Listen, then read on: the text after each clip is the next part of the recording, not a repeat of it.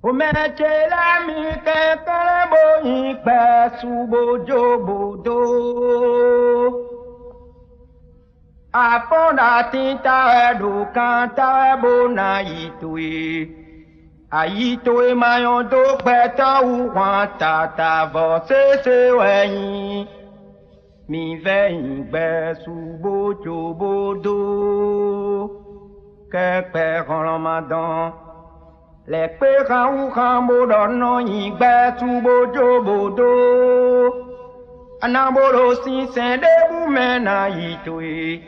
Ayitoe rizido no zotoe de awa ma kwe se kwe amogwe.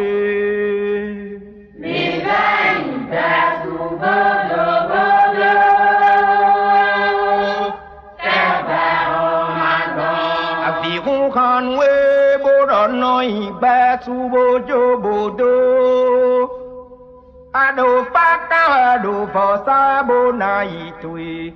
Ayitoe rizido beta uwa tata gbavo eyin. Mi vayigbe tubojo bodo. Kebe Ramadan. Nwe me uwe mina no yigbe tubojo bodo e. Me de mo we kamendo adada e. Yino va do pe mandule de me de si. Bonde jai me we no bolo pun kadapia.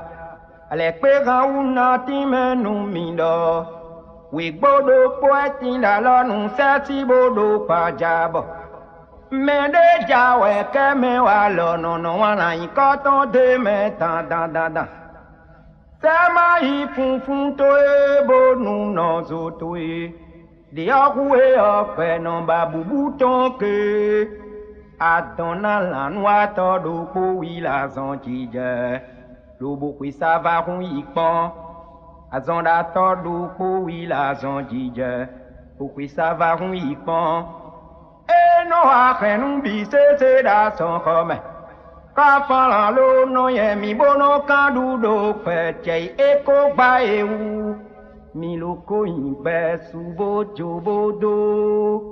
Kepe kolom. Kono wa kobo no do o. Ako edu do pele pere no de bosu.